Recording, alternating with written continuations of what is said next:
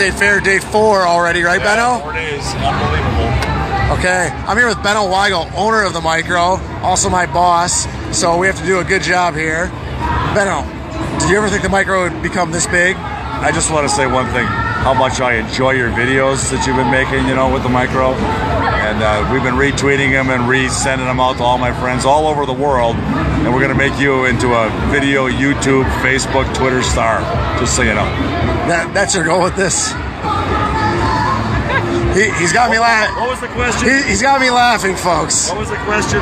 So, did you ever think the Micro would grow as big as it has? No, I don't think anybody thought that was going to happen. I mean, the Micro has grown beyond our wildest dreams. And realistically, we may still be growing it, just to give you guys a little peek at what might be coming here. So the first time someone came to you and said, Benno, you should sell craft beer at the Wisconsin State Fair. Put up a tent and just start selling some craft beer out of it. Did you look at them like they were crazy, or did that make sense to you at the time? Absolutely, I thought they were nuts. I mean, we were selling Pabst, we were selling Old Style, we were selling Miller Lite. We weren't selling the king of beers, Budweiser, because I don't sell Budweiser. But yeah, we thought they were crazy. And then we got into it, and I was one of the first guys to sell Sprecher beer, Leinenkugels, before the Leinenkugels got bought up by Miller and got to be such a big beer. Lakefront, Ale House, which is now Milwaukee Brewing. I mean, we were some of the first people to sell those beers at the Wisconsin State Fair. So, your staff in the Micro, they all know beer very, very well.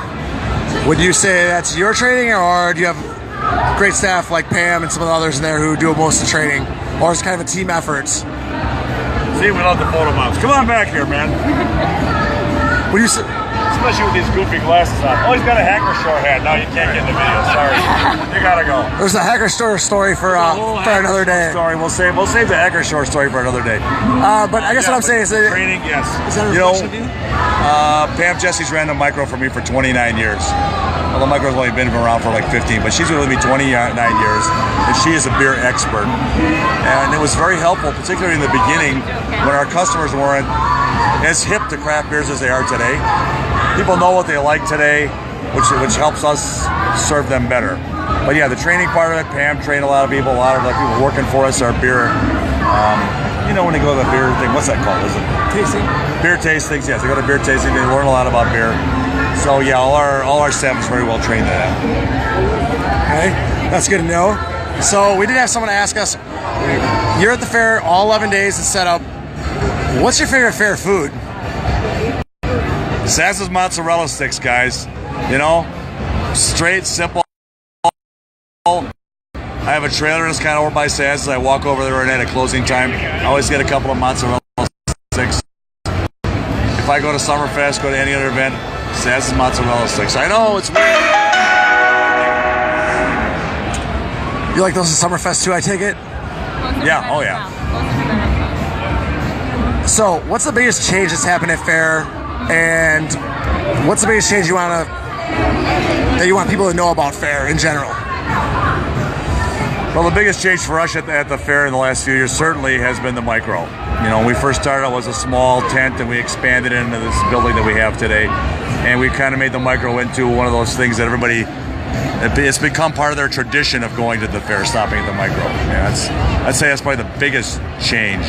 Change in the future, well, we'd always like to make the Micro bigger, obviously. But we're looking at other things. We have our Wineberry location where we sell wine. And we'd like to expand that a little bit, kind of, wind up the wine thing. Get that? Yeah, okay.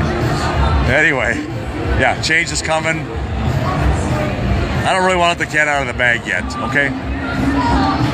Is that fair? Good, that makes it easier on me. Yeah. So the next the day before it happens. The day before it happens. So the next question is everyone asks about the cooler.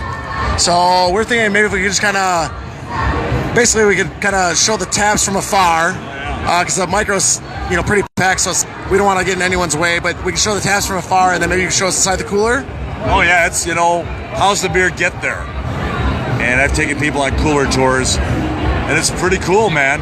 We have the biggest beer system of its type on any fairgrounds in the country, and certainly the biggest of its type selling just Wisconsin craft beers. So we'll take you for a little tour. Okay, so as we walk by, why don't we'll have the camera show the taps, Yep. and you can kind of talk if you want to say anything about them as we walk, and then you can show inside the cooler. Yep. Come on, guys, let's go.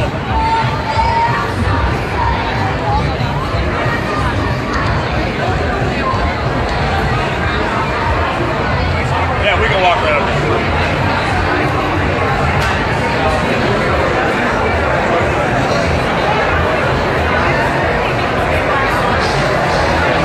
Okay, if you take a look, we've got 96 handles in the micro. There's 48 on this side and 48 on the other side. We replicate everything on each side, which keeps our bartenders from having to run around the whole bar in a circle. The bartender can work one side of the bar or the other side of the bar. Right? If you look at these pipes that are going on, they look kind of like heating pipes you might see if you're working in an office somewhere. Those pipes, that's where the beer lines are, inside of those pipes. It's called a glycol system. The lines are in an insulated case, and there's a line of glycol, which is a product that's cooled with a pump and a refrigerator, which keeps the beer lines cold.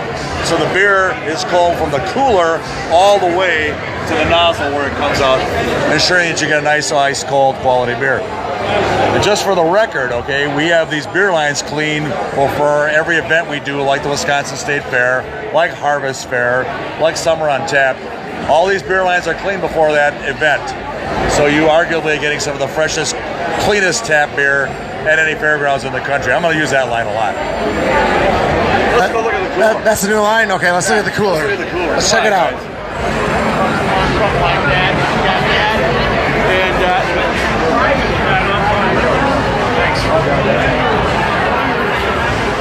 Okay, here's the cooler.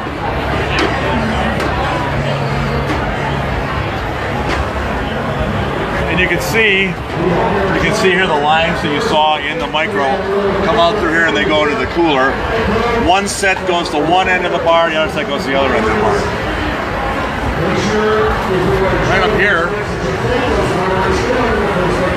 Right up here is the glycol pump that I talked about earlier.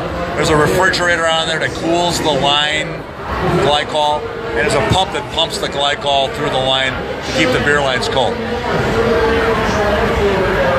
And here's the cooler. We have this plastic scrim on here because it's so hot out here. You know, this is not like a typical environment like in a building or something where it's nice and cool all summer. It's hot out here. So if this wasn't on here, the cold air gets out of the cooler loses temperature, the beer gets warm. Can't have that.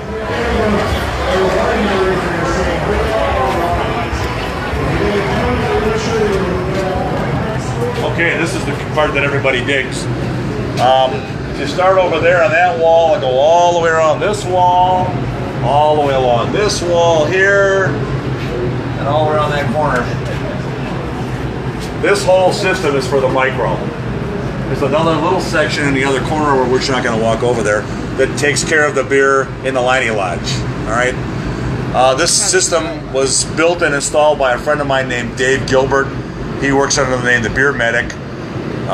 Dave's done systems at Lambeau's, Brewer Stadium, all kinds of bars all over southeastern Wisconsin. So this was custom built for us. We probably not going to get lucky enough to see a keg dive right now. But what happens is when the keg goes empty, there's a little float valve inside of that clear plastic dome you're seeing that floats stops the beer from flowing. So that's how we know that the keg went dead out in the bar room. At which point we have the keg kill thing going on where you win the t-shirt and the horns go off and everybody cheers. All right. And then the person that's in the cooler listens to see, oh yeah, it's this certain beer. They walk over, they change the keg, flip the valve, turn it back on, and it's completely seamless. We're not hauling kegs out there. It all goes real nice and fast, and the beer stays cold all the time, and again, everybody's happy. Makes sense. It makes sense because it works. I mean, it works fantastic. So how many barrels do you carry out of here on a given day? Well, I personally carry none. That's the way it should be, right? Exactly. I tried one time and it did not go well, so. I think Pam has probably carried more barrels out here than anybody, so don't mess with her, you know. She's a nurse, so she punches in and knows she can fix it. She was in here moving stuff around today, and it was quite impressive. Yeah. Oh, yeah. So, thanks for tuning in to Micro Live today. Benno, thank you for taking a few minutes away from keeping stuff going. showing us the cooler, answering a few questions about State Fair. Maybe before fair is over, we can have you on again. That'd be exciting. I can hardly wait. Okay, this time, what are you going to talk about next time? We'll figure it out. Maybe we'll show you some of them secret projects we got out there. Give you a little glimpse of some of that. We call them SSPs, Super Secret Project. We're on Super Secret Project like number 912 or something like that right now. Okay, sounds like more late nights. Anyhow, thanks for tuning in. Check back tomorrow. Make sure and go vote on the Brewery Bracket Showdown. That voting wraps up soon in the next couple days. I believe on Tuesday.